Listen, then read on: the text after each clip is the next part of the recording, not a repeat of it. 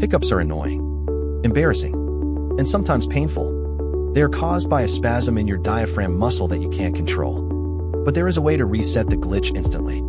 Drink a glass of water, but do it while plugging both of your ears with your fingers. You might need a straw or a friend to help. Why does this work? It overloads the vagus nerve. By swallowing and plugging your ears at the same time, you are sending too many signals to the nerve that controls the diaphragm. It creates a sensory bottleneck, forces the nerve to reset, and stops the spasms immediately. Say goodbye to hiccups in 10 seconds or less.